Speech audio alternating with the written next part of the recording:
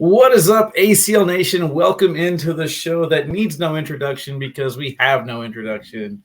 We're here for episode number 19 of Baggin Braggin. Your boy just got back from Rapid City, South Dakota, where we went to open number 11. And then I hopped on the car for 12 hours, drove back. We're in St. You Louis. hopped on the car? Hopped on the car, rode it halfway down the hill, had to get back in the car and drive the rest of the way. Talent. Yeah, I was skilled, you know what I'm saying? But yeah, pretty uneventful weekend. Nothing happened. I mean, it was just a normal, straight. Just a bloody blah. Yeah, so we're going to get ready to go into Tiverton now. That's open number 12 in Rhode Island. And something tells me this is not going to be as uneventful because there's 400 and plus 20 teams. Like, come on now. I mean, this is going to be packed, but it should be a lot of fun. A lot of work still involved. We got highlights to go through from South Dakota. We also got a little mindset with Meesh segment. Talking today is optional. On a podcast. Yeah. And then we also got my boy, finally got him on here, Jeremy Frazier. And it's actually better timing because he's getting ready to head to Miami where he's going to take on Matt Guy and Brett Guy along with Noah Monza for the shootout in doubles. So, all right, Meesh, all that wonderful intro. How you doing? I'm doing a little better than you. Yeah, I did not drive multiple hours and not sleep. But I did wake up at like 4 a.m. for no apparent reason. So that's always fun. I know you've been there before. Yeah. That's annoying when you don't need to, but yeah, I think I'm overall pretty good. I'm looking forward to Miami. So you're going to Tiverton and I'm going to Miami. I leave Thursday morning at 7:30. Head there, all day travel day for me. Obviously, I'm flying all the way across the U.S. from California to Florida. Get there 6:30 at night, and then next day we have our broadcast. That's going to be Friday night, and then I wake up the next day and fly out that next morning. We are staying at this enormous Airbnb. Oh yeah, I already saw Tony Smith. You saw it? Okay. So funny story about that is Trey sends us the link and says like, hey, there's extra rooms here if you guys want to stay here or you can stay in the hotel. And I said, well, that place looks dope. Like I'm down to play some games and hang out in that backyard, but I'm only going to stay there if I have my own bathroom. I am not sharing a bathroom with a bunch of cornhole guys. It is not an option. And so against Matt and Brett Guy, I see what you're trying to do here. No, they're not staying there. It's like everyone else. I think it's like Tony, Jeremy, Trey, Jimmy. Who am I missing? I don't know. Bernie. There's a handful. No, they're not staying there. So anyways, but so I was assured that I would have my own bathroom. So I'm in on the party house. A total diva. I didn't think it was a secret. You sound like Trey now. You guys got me all second guessing how I say. Is it Tiverton or Tiverton now? I think it's Tiverton. I think I asked. All about Tiverton, but I'm pretty sure we went through this last year. Whenever I asked people who live there, I thought they said it was Tiverton. So I've never heard of it, never been. So I am not the authority on how you say the town. So come after me, people. Come after me. I don't know. They'll come after me for like the first 30 minutes of my life feed, and then I'll go back and forth. Like, which one was right again? Like, I don't remember. Exactly. Hey, how do you like my green screen ties? It's pretty cool, actually. I like it. It's like your wood grain just goes straight across your chest and through the wires. You can't wear green, part of a green screen, in case you didn't know. Well, as you notice, I'm here in the Alton office, so this will soon be where my HQ is going to go. I think we're going to get rid of the cabinets behind us. We're selling this antique roll top desk. Mm-hmm. So if anybody out there wants to come to Alton and pick it up. Is that a bong? What? What is over other shoulder? What is over your other shoulder? Your shoulder? Yes. What are you talking about? It was a bag. Okay, there's something on the wall that's hitting that bag just perfectly. That's so funny. Mom, we're using bongs down here. Wouldn't that be hilarious though? That's just like in the background of someone's podcast. Oh yeah. Like, know my mom my whole life, and all of a sudden she just rips out a bong in a random moment. No, but this will be the office. I think I'm gonna have my boy come over here next Monday whenever I arrive back from Boston. We're gonna kind of tear up the background here. We're gonna put some cool LED lights in there, and then all the sponsor logos will go back there behind me on like LCD TV. So it's gonna be really cool. I got big plans for this office, so that's something I'm bragging on. My new office is gonna be. Yay! Yeah, I'm looking forward to it. That's cool that you're going to start working on it now because I know you're not going to be able to move into there for a couple months, right? Yeah, I actually have 1 week in June, and somebody asked me to run a tournament or be on a team for a tournament or something. That one weekend I'm off. I'm like, man, I don't really want to have any commitments on my 1 week off because we're in the middle of a 9-week stretch for me where I'm on the road 9 weeks in a row. I think I'm on week 5 now. And then that 1 week that I have off, I'm going to move whatever I can fit in the Ford Escape back here. And then after I move it back here, I have to take the ACL mats and the ACL equipment like out to Detroit. So I have a gig. I got hired to do that Wednesday and Thursday at One Eye Jacks. So we'll be doing blind draws out there. And then we go right into the Detroit National. And then whenever I come back, I think we got one more open. And then I get to move the next week after that. So I am nonstop until Worlds. So it's just really not going to be that much fun. Yeah, no, definitely don't fill the only weekends you have off. I know that's my goal is to keep those open to do absolutely nothing or whatever I want to do. There's only a couple of them, so I'm cherishing them. Yeah. I will not let them go. I did get to have a little bit of fun last night, though. So because they started up the blind draws across the street from my house, like I said, I was able to, I don't know if I told you off air or not, I can't remember, but yeah, I was able to sleep till like 6:45, woke up, went to the blind draw at 7 because it's right across the street from my house. And we did rounders, and I don't know, I'm like the rounders king. Like for when it comes to swap, I'm always in first place at the end of swap. I don't know how. I'm just lights out, and apparently God's gift to cornhole. And we know. We went into the bracket, and I got a pretty decent partner. One of the guys I beat the last game. We had a nice match, and I struggled like right off the bat. Shout out to Chris Brockman and Pat Macbeth. They whooped us. And I was like, dude, I was dominant in rounders. And we go to the bracket play, and I'm terrible. Falling apart. Yeah. And like, we're like, okay, this is a team we should see in the finals, right? Well, they lost their next match. So now they're over in the loser bracket. We battled back to get to them. We go up 19-0. No, 20-0. We go up 20-0. And then they come all the way back 20-19. Whoa. Yeah. And I'm like, they're throwing Can't a lot. Close it. Right. So I throw, and I'm talking like 6 rounds in a row, no blocker, right? I finally throw a blocker. And I'm like, he's already got one in the hole. I decide to block, even though I have second throw. He comes behind me. I come behind him. He comes behind me. I'm like, all right, dude, if you're not going to shoot the airmail, I'm just going to keep laying up until you can, because I only need 1 point in this situation. I got final bag, right? So I lay up final blocker. He calls a timeout. He goes to look at it. My bag is just like barely hanging over the front of the hole. I said, I seen all I need to see. I'm hitting this airmail for the win. I walk back. He's talking to his teammate, and he's like, I mean, if you miss off the board, he's just got to basically hit the airmail for the win. If you lay up, he's got to drag it. And I said, right. I'm dragging it. I'm down there talking trash, right? I'm dragging it. And he goes back to the board. He lays up. Sure enough, your boy came out, hit that drag for the airmail and won with the win. And we end up getting second place. This like Jackie Chan. Let's go. This Jackie Chan drunk guy. I mean, like 6 or 7 shots in, just would not miss. And I'm like, come on, dude. Like, wow. Jackie Chan. Yeah, it was a Drunken Master. You ever seen that? I don't know. Probably. Yeah, it's like a Jackie Chan movie where he's like the drunken master and he's like doing all this. I think I've seen every Jackie Chan movie. Yeah, because back in the Blockbuster days, my family would go to Blockbuster on Friday nights, and my parents, for some reason, would only rent Jackie Chan movies. So I think I've seen them all. Yeah, so that was a fun one, but it was a good time. It was nice to get back to throwing again. I'm excited I get to play in the blind draw this weekend in Tiverton. And in Rhode Island. In Rhode Island somewhere. And then I talked to Nick a little bit this morning, yesterday night, and I was like, hey, I threw a 7.4 into the wind. So it's good training for Spencer McKenzie. That is good training. And I threw all different types of bags. So it was good work. I'm happy. That's awesome. So the venue's outside? Yeah, it's outside. It's like a volleyball, pickleball, and then cornhole.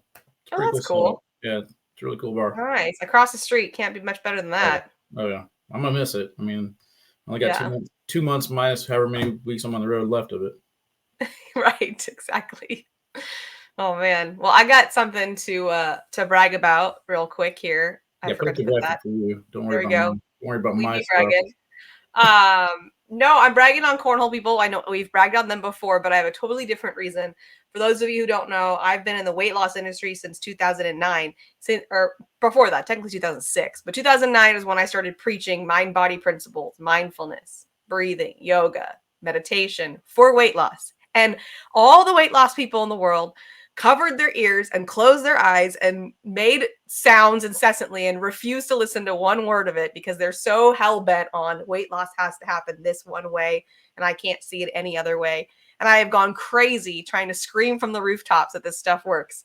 Meanwhile, Cornhole people, I put one post in Addicted to Cornhole last week that was like reasons why yoga meditation will help your cornhole game. I got inundated by messages of like, tell me about this. I want to learn about it. I've never done it before. Like so many that I then on Thursday wrote, recorded, and launched a course on it. And people are buying it and doing it. And I am proud of you, Cornhole people. Let you embrace something you've never done before. You're willing to try it. The weight loss people won't even try it. They won't even listen. They're just like, nah, it's not how weight loss works. I can't do it that way. I'm like, I have peer-reviewed studies, evidence, everything. I'm throwing information at these people, telling them this stuff works, and they refuse to listen. And the Cornhole audience fully embraces it. That's awesome, though. I mean, I know that's like one thing that you like actually hold next to your heart. So that's pretty cool that everyone else is starting to buy in. They totally are. You guys are making my dreams come true. This is what I'm here to put on this planet to do, is to teach mind-body principles, and you are letting this happen. Thank you. I don't have my sound effects. Applause. Cornhole people, you rock. And I've got my second pro that has hired me to work with them through their tournaments. We're going to be working at Erie together and a shootout of their choice. That's real in-time cornhole coaching where I get to help them throughout the day, stay in their bodies and throw their best. So that's really, really fun. And like I said, this is what I live for. So super excited about you guys being willing to try different things. All right, we're going to take a quick break here. And when we get back, we'll be able to chat with Jeremy Frazier right after this.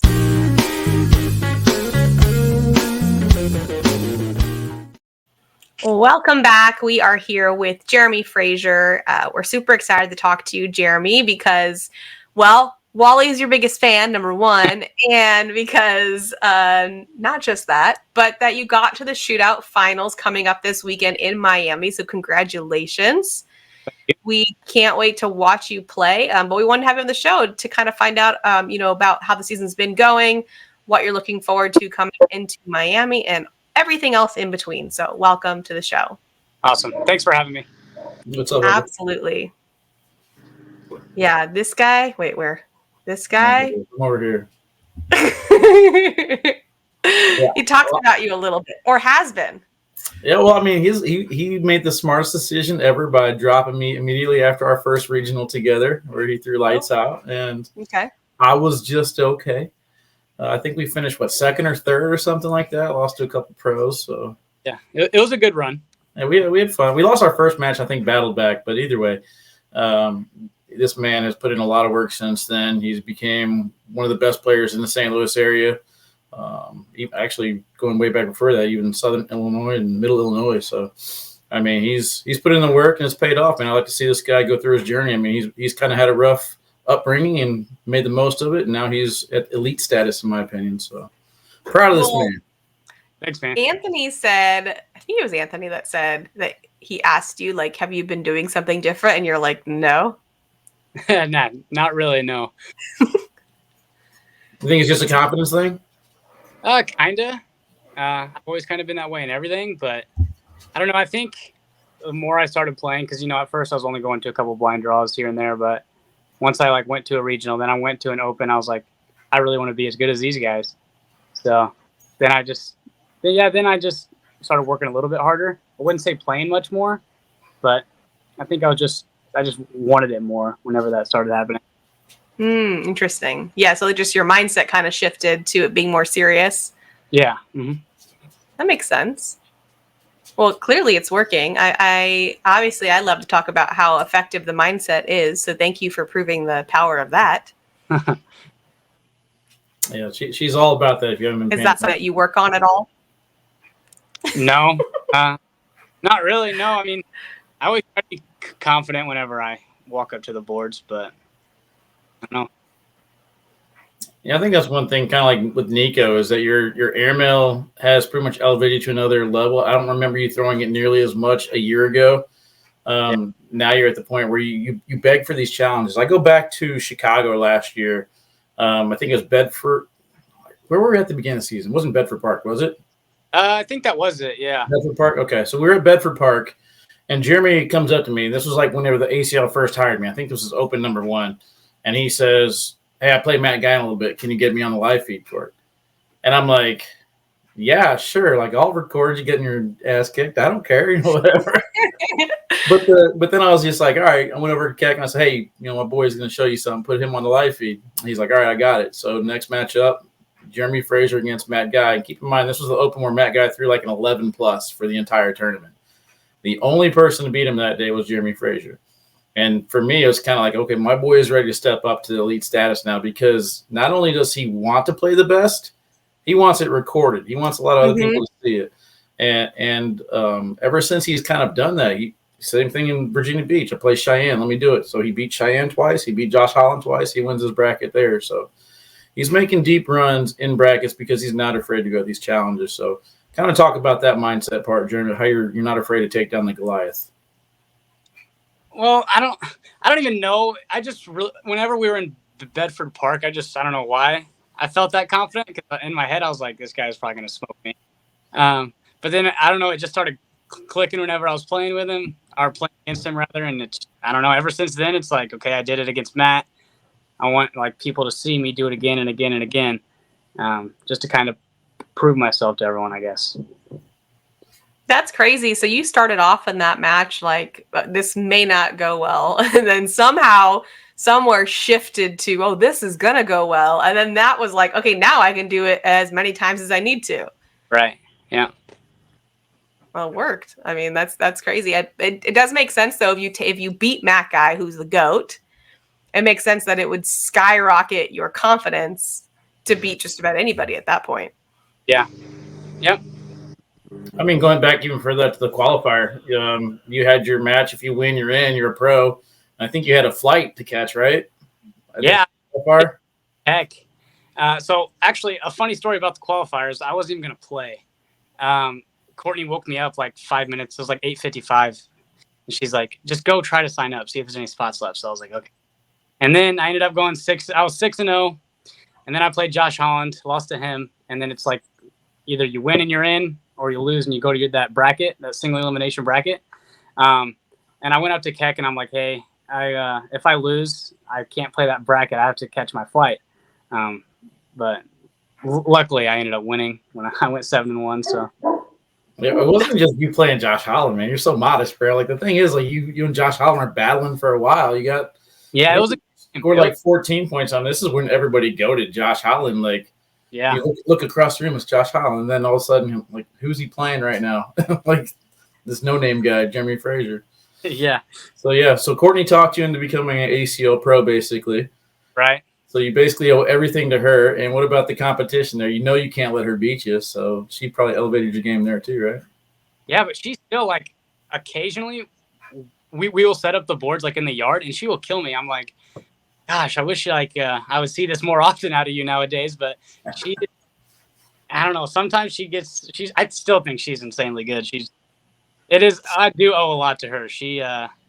She got me into the competitive side of it when it comes to like opens, and then I went to Worlds with her, and then especially like even when I was starting, I threw against her at a blind draw. I'm like, wow, this girl's really good. So I fully expected her to pop out of the corner in the background somewhere and be like, "I told you," or something. No, she's not home, but yeah, she did say something to me about that today. She's like, "You better mention me." So. That's good. That's good, because when I would go on podcasts and people be like, "How'd you get into this?" I would tell my story, and I don't know why it was not conscious, but I always left out the fact that Nick's the one that got me into cornhole, like just a minor detail. And afterwards, he'd be like, "Did you tell them that, I'm the one that got you into it?" I was like, no, it didn't come up. So good for you for giving her the credit she deserves. Right. Not so much over here. So that qualifier you're talking about, that wasn't 2022. That was 2021, right? Yes. Uh-huh. Okay. So this is your second year as a pro? Yes. And then the first year, do you feel like it helped you be better for this year? Like, can you talk about the difference between your rookie year versus your second year? Yeah. So going into the first season, I didn't really know what to expect. I think I started out slow. In singles, I was really slow last year. Doubles, I did good because I was playing with Dave, and he was playing a long time. And, I like doing that. So doubles was good last season. Singles, not so much. But now going into this season, I think I'm more hungry. I want to do some doubles, keep it up in doubles with him. And let's see where it goes. Yeah. You guys are kind of mixing and matching partners quite a bit this year. Is he just not able to travel as much because of work, or? I don't know if it's really that. I saw Noah, like Almanza, he reached out to me, and I'm like, yeah, I'm not going to turn that down. He's insane. So I don't know why. I mean, like some opens I knew that Dave wasn't going to go to, so that's why I partnered up with Cheyenne and Albuquerque. And then Almanza last weekend. But yeah, Dave already signed us up for like everything else, so like the rest of the season pretty much Dave. Yeah, I'll never forget when I was going through my rankings with you, kind of preseason. I was like, I got you at 25 this year, Jeremy. Let's make a big splash. Yeah. And then I went through my standings, and I told you where I had Noah Almanza. You're like, oh, Noah's goated, bro. You better put him higher. Yeah. So I was like, thinking in my head, I was like, man, I would love to see you and Noah Almanza play together. So there you go. Yeah, so it kind of works out pretty well. And then you guys, of course, you got your big shootout matchup this weekend coming against Matt Guy and Brett Guy. So kind of talk about how your weekend went. Obviously, open doubles, not so much. But yeah. Great. So the shootout, I mean, it was kind of a smaller one when it comes to, how many people were there. So we went through rounders. We threw good in rounders. And then I told Noah, before we played our first game against Alex and Trey, I'm like, let's just get 3 games. Like, let's just, if we do good, and if we do good in 3 games, we're going to Miami. So I think we both just locked in, and it worked out. That's a really good thought process because it doesn't feel overwhelming. If you're like, we gotta win 10 games against the best people in the world, it's like, oof, that's a lot, yeah. But just get through 3 games. So now, what are you telling yourself going into this final match? I'm just telling myself to relax. It's luckily it's the first time on TV, so I'm not that nervous. I really want to win. I'm hungry for it. I'm excited to play Matt and Brett, especially since Brett beat me last year on TV. So. Redemption. Right. So I'm excited. I really am, especially since it's Miami. It's fun. Yeah. How about those celebrities? Do you know any of those? I know Charlotte Flair. I don't really know her, but I know, I used to watch wrestling all the time growing up, and I know Ric Flair, so I'm gonna try to get a picture with her. I bet she'll do it. All right, Jeremy, we're gonna take a quick break. We'll be back in just a second, right after this.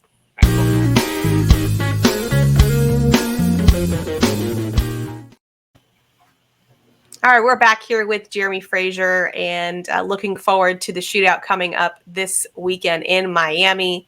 Obviously Matt Guy is going to be sliding every bag in the hole, airmailing, that kind of thing. Does your or Noah's game change at all to play against Matt and Brett? I don't think so. The way that we threw in South Dakota in the shootout format was really good. I mean, we had to go through Alex and Trey first. We had Jimmy and Tony.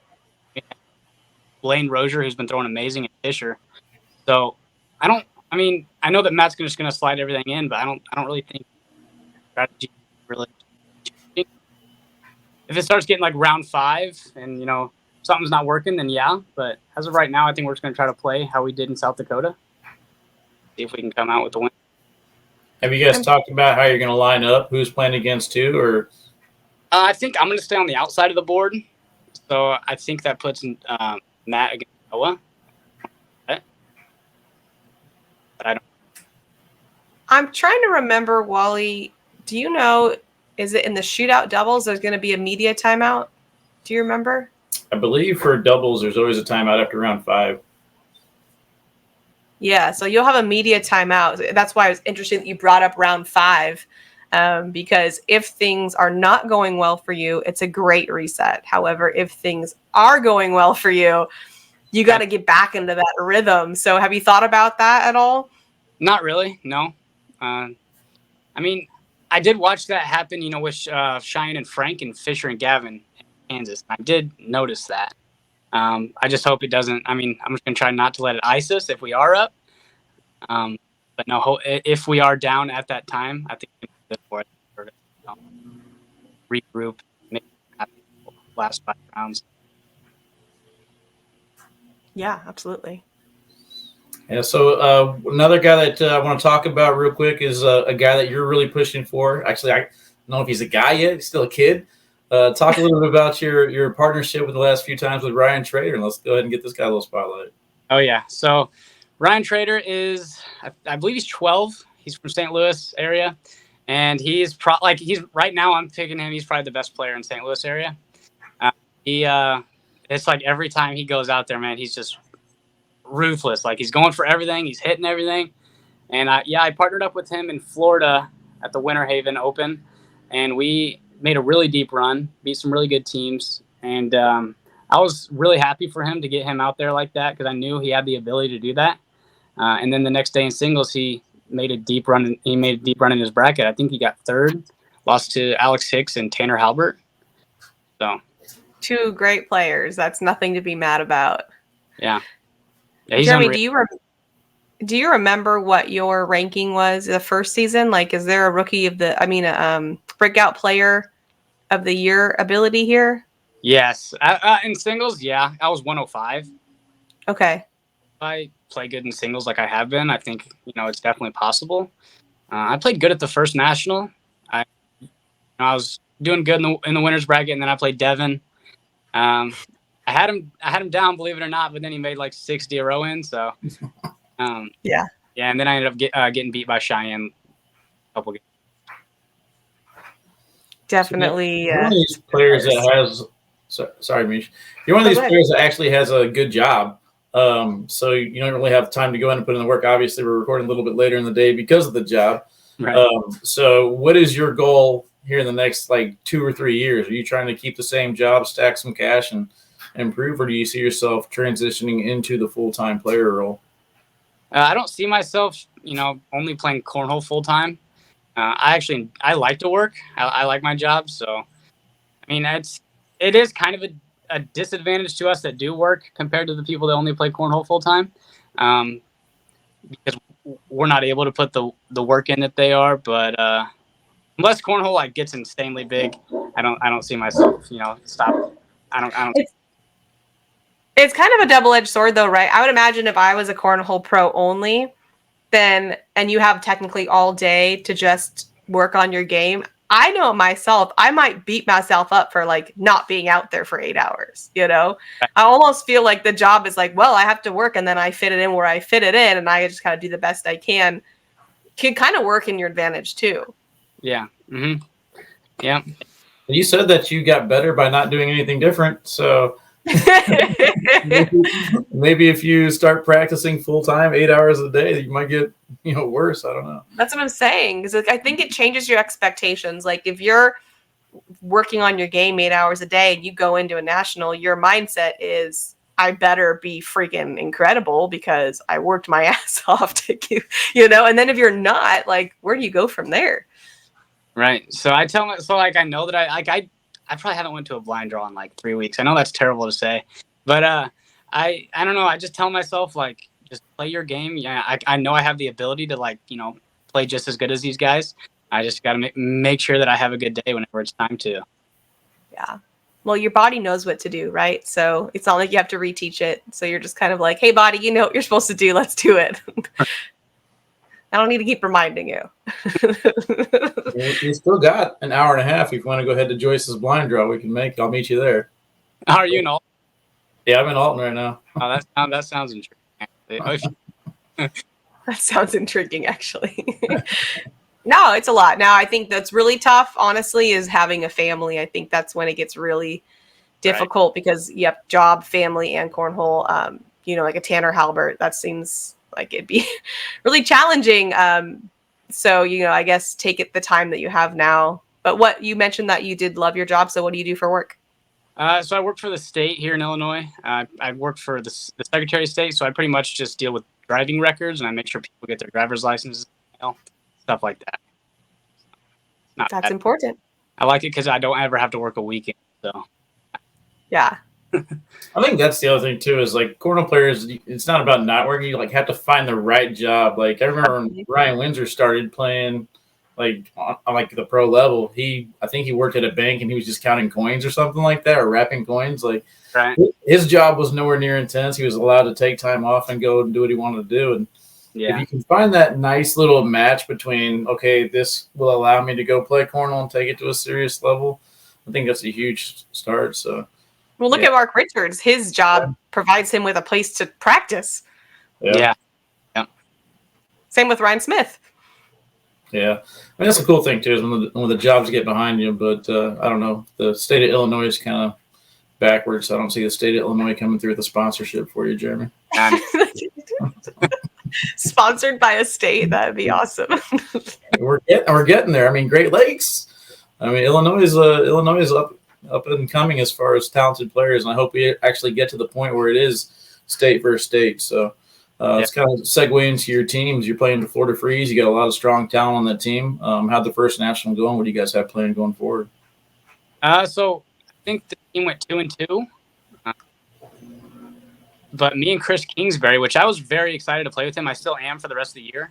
Somehow me and him did not win a game. So 0-4 on the day with him, which is kind of surprising and disappointing all in itself. But I think we'll pick it up. I have confidence in both of us. Hey, Devin Harbaugh and Justin Burton Jr. didn't win either. So I feel like you're amongst some good company there in your losses. Right. Yeah, no, I mean, seriously. So you not living in Florida, do you feel like there's any disadvantage? Like, is your team doing things or getting together or group messaging, or what's happening to keep you guys together as a team? Yeah, we have a group chat. We talk like not often. But yeah, we kind of got the matchups figured out. It's kind of nice to have Cheyenne on the team.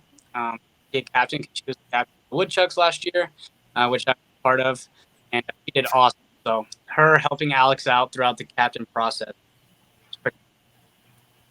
Awesome. Well, shout out to Cheyenne. All right, Jeremy, we are out of time. Thank you so much for joining us. It's been awesome. Like, good luck this weekend. Excited to watch you. And yeah, I'm sure you'll do just fine. Thanks so much. Thanks, guys.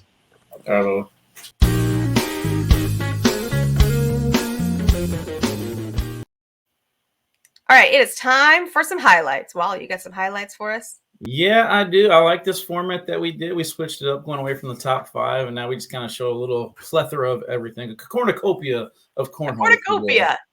So let's start things off with the airmails. I'll go ahead and bring the airmails on. We got some random ones, but some pretty good ones. I like when the airmails have like the games on the line, so I kind of edit it and put those in the back. This is just down and back. Like, he's just throwing sidearm airmails. Yeah, that wasn't even pretty. Yeah, it was like he's like, I'm getting that bag, and he tried. But yeah, we got some new faces in there. I mean, Ethan's got the rolls, the airmails, he's got it all, and of course Fisher Hamilton came just a little bit too close. Yeah, that was close. It's a good breakout for Hunter Thorson this weekend, and Kyle Hutley right there. So, well, the real Hunter, please stand up. Yeah, there's Hunter Thorson, Hunter Thorn. So that's very confused. Yeah, what the heck? But again, you see there the great weekend for the guys. Hunter Thorn, ultimately, though, the man from the weekend, he was just pretty much in every single thing. He was on a selling spree, but ultimately he decided to win a championship. Sold every post. Sold. Sold. Oh man! Yeah, but Blaine looked really good. Rozier. Yeah. I'm noticing is that a lot of the top pros are seeking him out for partners now. Mm-hmm. Like, I'm seeing that more and more. That airmail right there from Alex Rawls was like 26 feet in the air. The bags were stacked on top of each other like this, and he still went over the top to get it. Crazy. And then it's right here. Game on the line, has to hit this to stay alive, hits it and smacks it hard. And then, of course, when Matt Guy's airmail's on, he's just feeling it. I mean, feeling it. Now, poor Alec Ryan on the other side. That was the game-ending shot. I know. I remember watching that. That was rough. And then here it is again, another game-ending shot. Like, how many times does Alec Ryan have to stare at a game-ending airmail? But don't give Matt Guy a game-ending airmail. I'm just saying that's not the person that I'm feeling like because sometimes when you're choosing a shot, you're like, I'm going to make them shoot it, and you have good odds. But I feel like that is not the case. Look at this board right here, though. That blocker in back is Matt Guy's. That's Matt Guy generated airmail there. Yeah, that's true. He's setting up the situations now. This is a different version of what we're seeing. And real quick, we kind of missed it on the bragging segment, but how about my picks lately, Meesh? Oh, Hunter Thorne for the win. Hunter Thorne for the win. Jeremy Frazier and Noel Mons are winning the shootout. Matt Guy wins it. Come on. Why don't they listen to us, Meesh? I think they do.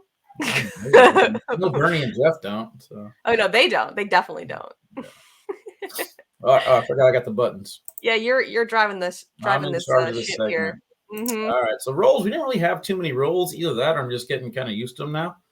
You don't even clip them. You're like, yeah. Whatever. I'm just like, oh, another roll. It's like a push shot for me now. It's like, yeah, look at my boy Ryan Weenfield rolling game changers. I know, that was so crazy. They're so big. They're like he was throwing over like a 10.5 or something with the game changers. Fisher and Ethan are just they're the speeds on their rolls just amazes me. Yeah, it like slows down and has a nice slow roll descend into the hole. Drips in just like that one there from Kyle Hutley. Hunter's rolls don't look pretty to me, but they go in.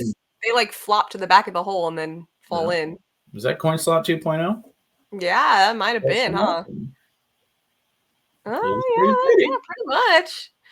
It wasn't as tight as Tony's, but yeah, it was pretty good. Often duplicated, never. What is the word? Oh, look at that one. That was amazing. I have such big plans for this highlight. Yeah, I saw where you were going with it. And I don't think it didn't work, It needs to be like a little bit more of a transition instead of just me leaving it there. I see what you're saying. I don't know. I didn't hate it though. Yeah, I mean, I think this one was probably one of the better. Shoes, though. I want those shoes. I think that's the part that ruined it for me is that the shoe is covering over the hole. Yeah, it sure is. So, like, if his shoe wasn't there, I think it would have been a little bit better. Yeah, the shoe is an issue. I tried. All right, I tried. Yeah, we appreciate it. All right, so let's take a look now at some pushes. We got some pretty good pushes here. And I spent extra time on the segment because I know how much you like this segment. So I love a good push. We graduate to the biggest ones at the end. But it's a crescendo, if you will. Hey, I like it. Yeah, big word. Musical term. Yeah, we try to bring it to the music. One thing on the broadcast court that was really strong is if you leave bumpers on both sides, like every single person right there, Greg said, everybody is hit the spot. You know what I mean? It's like bowling. Yeah, you have those on when you go bowling. It's way easier. I like this push right here, and then this one here from Mark. It's like they don't go in, but they hit perfectly and set themselves like better. Nice, yeah. Beautiful. Yes, from Blaine. I mean, the impressive thing for me with Blaine is Blaine threw a lot of different types of bags this weekend. Yeah, he was all over the place. Yeah, snipers, carpet, whatever. I told you guys to look out for Trip Baker back in Myrtle Beach, and then he's putting on a show right now. Windsor right there, the 3 bag. Look at these 3 bags at the end. So good. I mean, Windsor was hitting his spots. Unfortunate that he ran into a couple hotter players, but got a little bar soap action there on the right side of the hole. He was close. He was really close. And then okay, what can be better than a 3 for 1, a 3 for none, and then a 3 for none with a bar of soap. So, the logo, yeah. The logo is kind of covering that bag right there. Oh, did we miss it? Here, we'll do it again. One more again. Yeah, because you couldn't tell the bag went over the hole. There it is. Yeah. So beautiful. Good pushes, but let's not wait any longer. This is our favorite segment. Our favorite segment. You have started something, Wally. Yeah, this is the awkward segment. This is the wait, go. The awkward spin turned into it was like I'm pointing, but that's just because I don't more that was like away the bag like this. What was that? Oh, go ahead and say what you're gonna say first. I would say it's like when you're waving, but then they don't wave and you're like, ha. Like, There's some of that in here too. There's some of that in here too. Like, why don't more people throw away the bag like this? Like they chuck it all the way down. Just, there you go, dead. Then Alex Ross had no clue when his bag was even going in. This, so he was like, whatever. Left hanging, a little baby nut fist pump from Tyler. All right. And then here it is right here. He's like, I wasn't going for knuckles. I was going to type in the score. I wasn't going. Yeah, no, yeah, it was just reaching this way. And I think we're going to add what was that? Awkward scorekeeping to it. 5-3, whatever. Just type in whatever. I think Alec Ryan has caught on now. He's getting on these Hunter Thorne highlights. Hunter Thorne's the best. He's the GOAT of Awkward Knuckles. And real quick, I gave Hunter Thorne an Awkward Knuckles t-shirt this weekend. As you should. And he took down singles. I'm just saying. Just saying, the shoe fits. It might be me. So, Caden Allen, if you're watching, it might be me. What are you waiting for, Caden? Oh, Wally. Okay. Yep, there's Hunter. Good old Hunter. Yep, poor Ethan. If you didn't learn your lesson, Ethan, don't go back to it. The best part of that was after that match was over, there was somebody in the chat was like, at the end, they're like, well, at least. Sorry. They were like, at least Ethan finally got his knuckles at the end of the match. But redemption. Where'd he go? Well, Alec Ryan was about to knock on Matt, guys. Knock, knock. Yes, he's like, hey, over here. Hello. Yeah, boom. I think he thought twice against it. It's like he was giving Knuckles like a ghost. Like, yeah, thank you very much. And that concludes our highlight section. Yeah. We're gonna be back right after this with some mindset with Meesh. Don't go anywhere.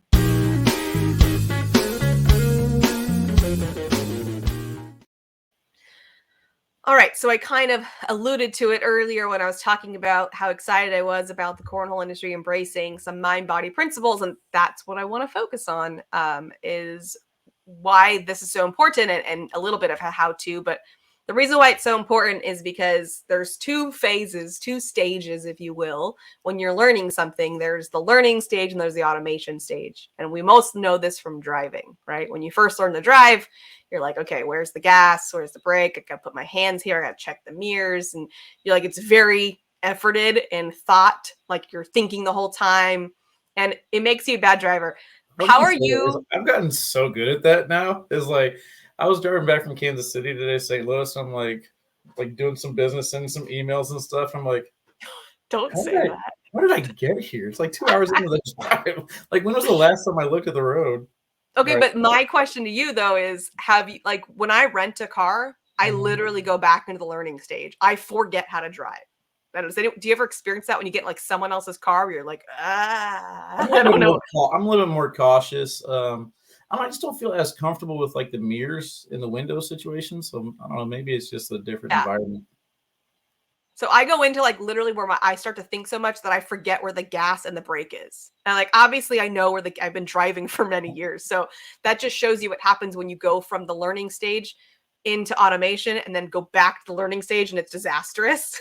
So this is what happens with cornhole players. So the learning stage is really fun for most people because it's comfortable. You're like, I know this stage, right? It's very like in your head. You have to think about everything. You're kind of going through like checklists in your head. You're like, I'm trying to release here and step there and grip this way. And like, it's very efforted and kind of exhausting, but it's comfortable because it's something that when you put effort, it directly shows the result.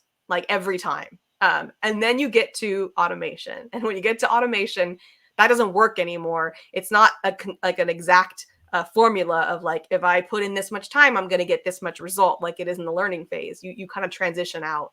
And in automation, you have to switch back into the body because you have to be in automation. You can't be in the head. It's disastrous in there. So most people miss the off ramp right there. So they kind of get like stuck. And then instead of realizing, oh, I need to go into automation and be in my body, they want to stay in the learning phase and try to tweak. So they start tweaking their throw, tweaking their grip, tweaking their stance. Like they want to stay with what they know and then they just mess everything up. And now they're like, I forgot how to freaking slide a bag in the hole. Like I changed Is this things. more physical or is this more like thought process or both? Both. So like because they are in their thoughts, they start dissecting everything. It's an overanalyzing or overthinking kind of process. Whereas before, they finally were getting bags in the hole somewhat consistently, and they're like, okay, I kind of got this down. And they're supposed to then at that point switch off learning phase, switch off the brain, switch on the body, switch on automation.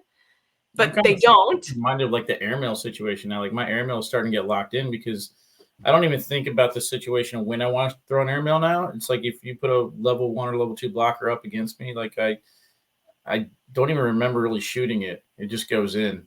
Automation. Yes. Yeah, and I had one guy this weekend. He was just like, for you not throwing your airmail's pro caliber. I'm like, thanks. Yeah. Like, it wasn't anything that I don't feel like I'm doing. It just happens. That's kind of the cool thing is you don't technically have to practice more. I mean, you do because you have to keep the muscle memory there. And if you just stop playing, then it's going to go away. But like your body's already memorized how to do the thing. You don't need to teach it anymore. Right. So more hours practicing isn't actually going to get you to the next level. And usually it makes it worse because then you think I'm practicing more. So I think I should be better. And it keeps you in your head. So you want to go to the opposite. You want to switch to automation. And what that means, like the simplest way to define being in automation is being in the body versus the head. So everybody always says like, oh, I got to get out of my head. But they don't actually realize that what they really need to be saying is, I need to get in my body. That's the opposite of being in your head. And so then the question, so people tell me, how can I get out of my head? I'm like, you're asking the wrong question. You should be asking, how can I get into my body and stay there? So the answer to that question is yoga, meditation, breath work, mindfulness. That's the in the body experience. And so that's why I preach it so much. And that's why I teach it for weight loss, because weight loss happens in the body, not in the head. But we try to do it from an intellectual perspective because it's comfortable to do it from there. And because we can control and manipulate, and we love that because we like being able to control things. But the truth is you can only manipulate something for so long. It doesn't work long term. We all know that. So we have to go into this automated process and we have to lay the groundwork for the body to work without us. So that's what practice is for. Once you do that, you switch into automation and you just trust your throw. You stop tweaking it. You just try to get into your body. So things like breathing practices, grounding down to your feet, feeling the floor beneath your feet, practicing yoga, meditation in between. There's a lot of other things you can do in the mind-body world, but essentially what I really want to drill in for these cornhole players is think automation, not how can I do something more physical or how can I do something more intellectual with the game. And let me just adds on to the term robotic. Like this guy's robot right now, or Cheyenne's so robotic with her throw right now. She's locked in. Like, yeah, the mind's gone at this point. The mind's gone. It has to be. And you'll hear people say that like, oh, I can't think too hard or I suck. Like, so we know it intuitively, but most people don't know how to do it on purpose. So they're doing it accidentally. And that's great. That's better than not at all. But the problem with that is here's where I see the next issue is so somebody automatically or accidentally switches into automation and they're like, this is great. I'm cooking. Right. And then they're like, now it's time for me to add a shot in. So maybe they want to add in a airmail or a roll or a cut or a push. So you have to go back into the learning phase to learn that shot. And then they're like, uh-oh, I forgot how to slide because now they're out of automation again. And they don't know how to go back and forth like seamlessly. Someone who does this really well is Mark Richards. Mark Richards has clearly identified how to transition from one to the next. That's why he learned a roll. He went to the learning stage to learn it. He was in automation before that. That's why he was so unconscious. And then he learned the roll and he's now unconscious with that, right? Like he is a robot though. You can see him hit the reset button after every good shot. He always tugs at his shirt right here. This is the reset. Yep. He does that. He resets himself after every roll, airmail, push, whatever. That's his get in the body cue, right? Stay in the body, get in the body, whatever you want to call it. You can use breathing for this. But your goal is to be in the body. And if you don't know what that feels like, doing things like yoga or meditation, you're going to feel what it feels like to kind of drop into your body. And that's the feeling that you want to have. Or you've probably done it on accident where you're just had a great game where you're just like cooking and you're like, I'm getting every shot and I'm feeling like I'm locked in. So you know that feeling. That feeling is being in the body. So that's like, how can I duplicate or do that on purpose more often? Yeah, and they're all great games for me, though. I mean, so they're all the same. Yeah. You just told us that you lost it outside of rounders, so I don't know On who purpose. you're lying to. That was the reset for me, going back to what my body knows. Yeah. Don't memorize that. Yeah. That's not what we want. But no, so that's why I created that little course, because it teaches you 3 steps: how to get in the body, how to get rid of negative self-talk, and how to have unwavering confidence. And those are the 3 things I think every cornhole player needs to be elite, to be that next level. And so that's why I was excited to create it. So hopefully that helps. And if you have any questions, you can always reach out to me at Cornhole Meesh on any social media platform. But let's get in our bodies. All right. That's all we got time for today. Thanks, everybody, for joining us. And we'll see you all next time.